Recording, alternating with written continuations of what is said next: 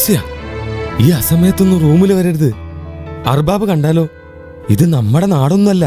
അവരെല്ലാം ഭക്ഷണം കഴിഞ്ഞ് താഴെ പോയി. ഇനി അവര് വരില്ല. അതുകൊണ്ടെന്താ? ഒന്നുമില്ല. ഞാൻ നേരത്തെ പറഞ്ഞത് ഓർമ്മയില്ലേ? നിങ്ങൾക്ക് എന്നെ ഇഷ്ടമാണോ? ഫൗസിയ, എനിക്കൊരു കുടുംബമുണ്ട്, കാര്യങ്ങൾ തിരിച്ചറിയാൻ മക്കളുണ്ട്.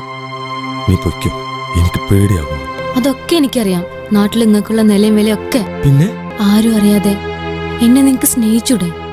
സ്നേഹത്തോടെയുള്ള ഒരു നോട്ടം, ഒരു സമീപനം, അതെനിക്ക് തന്നൂടെ? നാട്ടുകാരി എന്നുള്ള നിലയ്ക്ക് നിന്റെ വിശേഷങ്ങളൊക്കെ ഞാൻ അന്വേഷിക്കാറുണ്ടല്ലോ. അതിലുണ്ടായതാണ് എനിക്ക് നിങ്ങളോടുള്ള സ്നേഹം. ഇതൊക്കെ നാട്ടുകാരറിഞ്ഞാൽ? ആരും അറിയില്ല നാസർക്ക. അല്ലാക്കറിയില്ലേ? നോക്കി, എന്റെ ഉമ്മ മരിച്ചു 3 മാസം കഴിയുന്നതിന് മുമ്പ് എന്റെ വാപ്പ വരെ കല്യാണം കഴിച്ചു. ശരിക്കും ഒറ്റപ്പെട്ട അവസ്ഥയിലായപ്പോഴാണ് എന്നെ അനിയത്തിയെങ്കിലും രക്ഷപ്പെടുത്താമെന്ന് കരുതി ഞാനിവിടെ എത്തിയത്. ഇവിടെ എത്തിയപ്പോ എന്റെ ഈ അവസ്ഥയിൽ നിങ്ങളുടെ പെരുമാറ്റം. അതിനെന്തിനാ നീ കരയുന്നത്? ഞാൻ അറിയാതെ നിങ്ങളെ സ്നേഹിച്ചു പോയി. അധ്വാനിച്ച സ്ത്രീധനം കൊടുക്കാനുള്ളത് ഞാൻ ഉണ്ടാക്കിയാലും ഗൾഫിൽ ജോലി ചെയ്യുന്ന എന്നെയൊക്കെ 2ാം തരക്കാരിയല്ലേ കാണുള്ളൂ. അതുകൊണ്ട് ഇഷ്ടാണെന്നും സ്നേഹിക്കുന്നുവെന്നും ഒരു വാക്ക് പറഞ്ഞൂടെ? ഞാനൊരു പെണ്ണല്ലേ? ഫൗസിയ,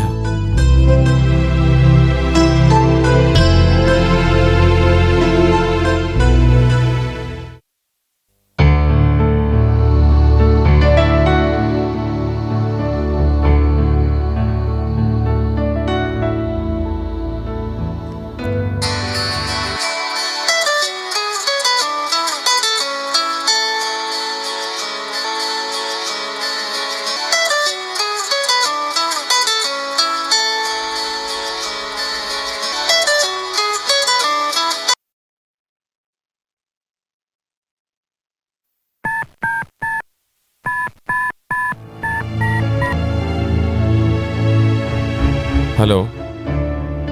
വലൈക്കും അസ്സലാം. ഇല്ല, ഒന്നുമില്ല. എന്താ അത്ര നേരത്തെ? അല്ല, ഒന്നുമില്ല. ഇന്നലെ രാത്രി ഞാൻ ഉറങ്ങിയിട്ടില്ല. എന്തോ ഒരു അസ്വസ്ഥത. നിങ്ങൾ ഇനി എണീറ്റില്ലേ? ഇന്ന് വെള്ളിയാഴ്ച അല്ലേ, മദ്രസ ഒന്നുമില്ല. ഓ, അത് ശരി. ഞാൻ ഇന്നലെ രാത്രി തന്നെ വിളിച്ചാലോ എന്ന് കരുതി. നിങ്ങൾക്ക് എന്തെങ്കിലും തിരക്കാവെന്ന് കരുതിയിട്ടാ. എന്നാ ശരി, നിങ്ങൾ വെച്ചോളൂ.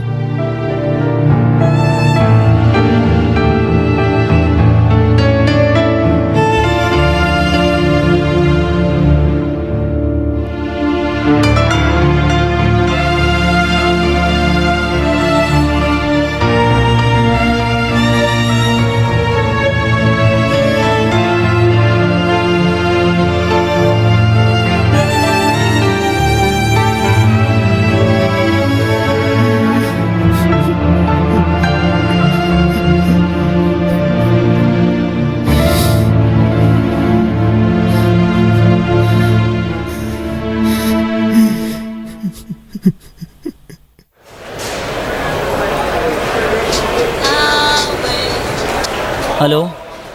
ആ അതെ അതെ. ഇപ്പോ നിങ്ങൾ പണിയില്ലാന്ന് പറഞ്ഞിട്ട് ഇവിടെ വന്ന് നിന്നിട്ട് വല്ല കാര്യമുണ്ടോ? ഞങ്ങളൊരു പണി പറയും. നിങ്ങളിപ്പോ എന്നെ കാത്തിക്കണി? അല്ല കുട്ടിയാക്ക, ഈ മൈസൂരിലെ മന്ത്രവാദത്തിന്റെ ചാർജ് ചീറ്റി കൊടുക്കണ്ടത് പറഞ്ഞിട്ട് നേരാണ്? എന്താ എനിക്ക് അതിനെ കുറിച്ചൊന്നും അറിയാം. അല്ല, അങ്ങനെ പറയണൊക്കെ. എന്താ എനിക്ക് അങ്ങനെ വല്ല ഐഡിയ ഉണ്ടോ? അങ്ങനത്തോൽക്കപ്പൊ നല്ല പൈസ. നേരാ, കുന്നുമ്മല ജാഫർ ഇപ്പൊ തങ്ങളല്ലേ? ജാഫർ തങ്ങള് ശരിയാ. ഓനൊന്ന് രാജ്യം വിട്ടുപോയി 1 കൊല്ലം കഴിഞ്ഞ് തിരിച്ചു വന്നപ്പോ ജാഫർ തങ്ങളായി. നല്ല തങ്ങന്മാരെ പറയിപ്പിച്ചാം, ഓരോരുത്തരും ഇറങ്ങി പുറപ്പെടും.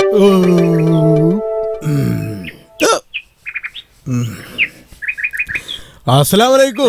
സലാം. അല്ല, നിങ്ങൾ ഉസ്താവ് നല്ല അർജന്റായിട്ട് ഓട്ടോറിക്ഷ പോണുണ്ടോ? അതിന്റെ കാര്യമൊന്നും പറയണ്ട. കഴിഞ്ഞ കമ്മിറ്റിയില് ഇറച്ചി മീനും ഒന്ന് കുറച്ച് ഇലക്കറിയാക്കിക്കൊള്ളു ഉസ്താദിന്റെ അഭിപ്രായം നമ്മളൊന്ന് പറഞ്ഞു പോയി. അതിനാലപ്പോ നമ്മൾ കുടുങ്ങി. അതുകൊണ്ട് ഇപ്പൊ എന്താന്നോ, ഉസ്താദിന് ഒരാഴ്ചയായിട്ടേ ചാണക പറ്റുന്നുള്ളു. മൂപ്പരുടെ ആശുപത്രിക്കൊന്ന് പോയതാ. തെറ്റ് പോലീസുകാർക്ക് മാത്രല്ല, ഏത് ഉസ്താദിനും പറ്റുന്നില്ല. ഇപ്പൊ നമുക്ക് മനസ്സിലായി. നമ്മുടെ കുട്ടികളുടെ കണ്ണുകള് ഓനിന്ന് വൈക്ക് വന്നിട്ടില്ലല്ലോ. അല്ലോട്ടിയേ, ഇജ്ജ് പള്ളിപ്പടിക്കാ നിക്ക്, നമ്മളും ഉണ്ട്. അസ്സലാമലൈക്കും. ഇജ്ജ് ഞാൻ പള്ളിക്കൊക്കെ ഒന്ന് ആക്കി തന്നാ വേഗം കേറി. അങ്ങനെയല്ല എനക്ക് ആ പള്ളി ഒന്ന് കാണാലോ. ഇങ്ങനെ കയറാ പള്ളിക്കാട്ട് പള്ളിക്കൊക്കെ പറഞ്ഞത് കാത്തോളി. ഒരാവശ്യം ഉണ്ടെങ്കിൽ ഇങ്ങനെ ആരും വിളിച്ചാൽ കിട്ടൂല. എത്ര നേരമായി നമ്മളെ കാത്തേക്കണ്. ഹലോ, ആ വണ്ടി എത്തിയിട്ടില്ല, ഞങ്ങൾ ഇപ്പം വരാം. കുട്ടേട്ടാ, നിങ്ങളെ നമ്പർ അറിയാണ്ട് ഞാൻ കുടുങ്ങി. എന്തേ പ്രശ്നം? നവാസിന്റെ ലോറി ഇടവണ്ണപ്പാറ വെച്ച് കുട്ടികളെ കൊണ്ടുവന്ന് ഓട്ടോറിക്ഷ പിടിച്ചു. അതെ, കുട്ടികൾക്ക് എന്തെങ്കിലും? നവാസ് വിളിച്ചപ്പോഴാണ് ഞാൻ അറിയുന്നത്. നടന്നിട്ട് അരമണിക്കൂറായെന്നാ പറഞ്ഞത്. ഇനിയിപ്പോൾ എന്താ ചെയ്യാ? നജീബ് ഒരു കാര്യം ചെയ്യേ, നീ അവർ വന്നല്ലേ അവരും ഹോസ്പിറ്റലിൽ പോകും. ഞാൻ പോയോട്ടെ, ഞാനൊക്കെ വിളിക്കാം. സാറേ വേഗം വിട്. നവാസിന്റെ കാര്യത്തിൽ അത്ര റിസ്ക് എടുക്കണോ? പണ്ടൊരാള് പറഞ്ഞ മാതിരി എന്റെ കാര്യം എടുക്കാൻ. നവാസേ, നീ ഇങ്ങനെ ബേജാറാവണ്ട. കുട്ടനും കൂട്ടരൊക്കെ അങ്ങോട്ട് പോയിട്ടുണ്ടല്ലോ. എന്താ പ്രശ്നം? നീ അറിഞ്ഞില്ലേ നവാസിന്റെ വണ്ടി നാട്ടിൽ ആക്സിഡന്റ് ആയത്? വരാളില് വൈമ്പോ തങ്ങൂലല്ലോ.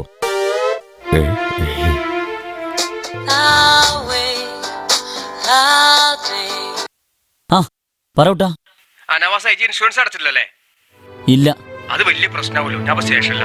തന്നെ ഈ കാര്യങ്ങളൊക്കെ ഡ്രൈവർമാരെ വിളിച്ച് ചോദിക്കണ്ടേ? ഇൻഷുറൻസ് കഴിഞ്ഞെന്നാ പറഞ്ഞേ. സീരിയസ് ആയിരുന്നു, കുട്ടി മരിച്ചു പോ. തന്നെ ശരി, ഹോസ്പിറ്റലിൽ വരരുത്, ഞാൻ വിളിക്കാം. ശരി കുട്ടാ, പ്ലീസ് നീ വേണ്ട പോലെ ചെയ്യും. ഓട്ടോ ഡ്രൈവറും ഒരു കുട്ടിയും മരിച്ചെന്ന്. മാനുക്ക, ഞാൻ എന്താ ചെയ്യണ്ടേ? ഹലാലല്ലാത്ത പൈസ കയ്യിൽ വരുമ്പോ ഇതിനപ്പുറത്തൊന്നുമില്ലാന്ന് കരുതി മനുഷ്യൻ വല്ലാണ്ട് അഹങ്കരിക്കും. അള്ളാന്റെ പരീക്ഷണം എങ്ങനെയാന്ന് ആർക്കറിയാം. ആ, നിങ്ങൾ പോയ കാര്യം എന്തായി? ആ പണിക്ക് വേറെ ആളായി. ഈ ദുബായിൽ ഞാൻ മുന്നേ വന്നിട്ടില്ലെങ്കിലും ദുബായിനെ പറ്റി നല്ല കേട്ടറിവാ. എന്ത് പണിയെടുക്കാൻ ഞാൻ ഇപ്പൊ തയ്യാറാ. അതെ, എന്ത് പണി എടുക്കുന്നു വരുന്നവർക്ക് ഇവിടെ ഒരു പണിയും കിട്ടൂല. നിന്നോട് എനിക്കൊരു കാര്യം പറയാനുണ്ട്. നിന്നെ എത്രയും വഷളാക്കിയത് ഞങ്ങളാ. കിടക്കാനൊരിടും, നേരത്തിന് ഭക്ഷണം. നീ വിഷമിക്കാൻ വേണ്ടി പറയല്ല, ഇതെല്ലാം നിന്റെ കുട്ടികൾ ഓർത്തിട്ടാ.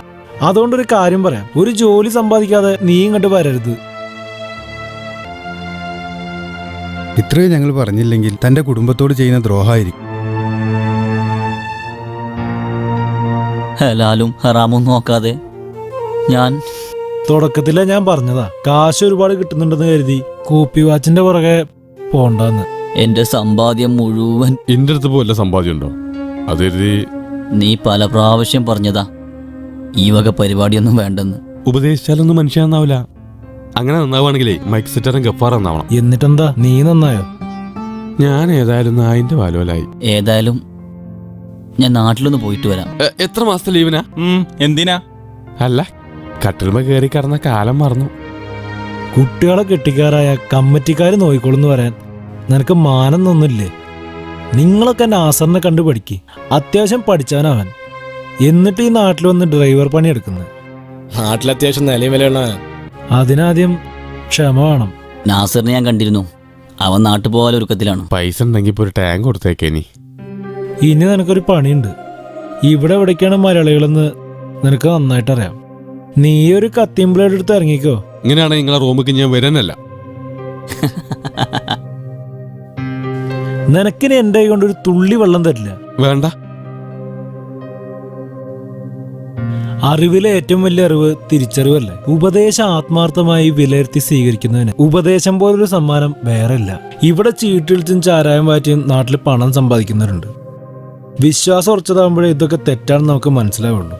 അള്ളാന്റെ പരീക്ഷണം എങ്ങനെയാന്ന് ആർക്കറിയാം. വാ, നമുക്ക് റൂമിൽ പോവാം. ബാപ്പു തെറ്റിപ്പോയതാണല്ലോ അല്ലേ? അവൻ എവിടെ പോവാനാ, റൂമിൽ തന്നെ കാണും. നവാസെ, എന്റെ ഉപദേശം കുറച്ച് ഓവറായോ? ബാപ്പുവിന് വിഷമായോന്നറിയില്ല. ദേഷ്യം വരുമ്പോ ഞാൻ എന്തേലൊക്കെ കണ്ട് പറയും, പിന്നെ വലിയ വിഷമ. ഏയ്, അതൊന്നും വലിയ കാര്യമാക്കണ്ട. നീ ശ്രദ്ധിച്ചോ, അവന് നല്ലൊരു ഡ്രസ്സ് പോലും ഇല്ല. ശമ്പളം കിട്ടട്ടെ, ഒരു നല്ല ഡ്രസ്സ് വാങ്ങിച്ചു കൊടുക്കും.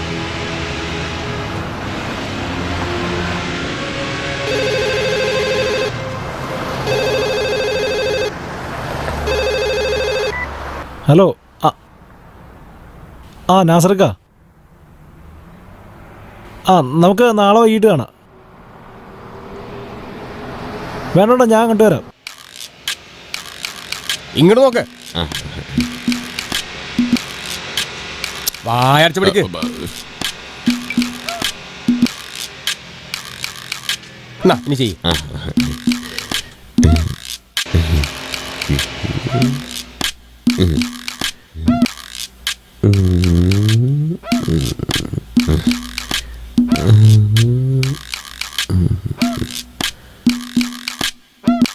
അടുത്തുപിടി അടുത്തുപിടി. ഇതാ അതിലെ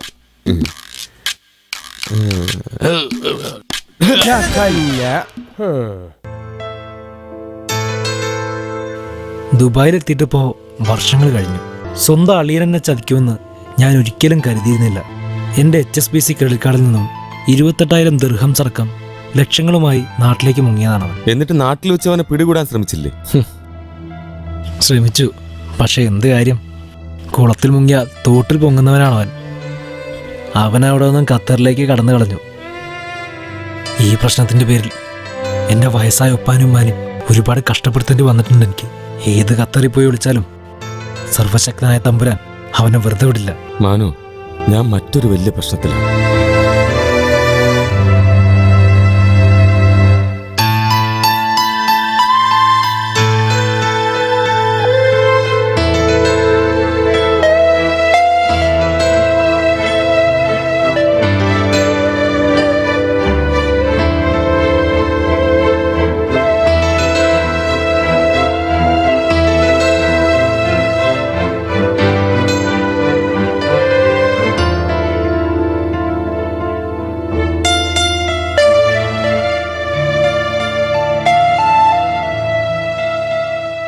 ഇതൊക്കെ നീയെങ്കിലും ഒന്ന് അറിഞ്ഞിരിക്കണമെന്ന് കരുതി പറഞ്ഞതാണ്.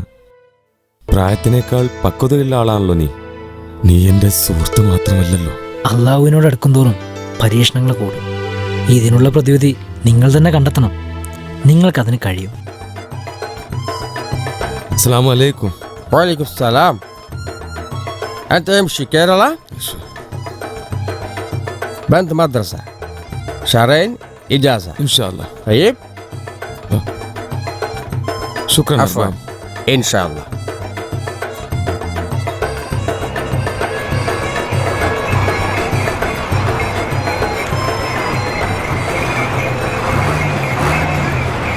ഇവിടെ വല്ല പണി ഉണ്ടാവോ?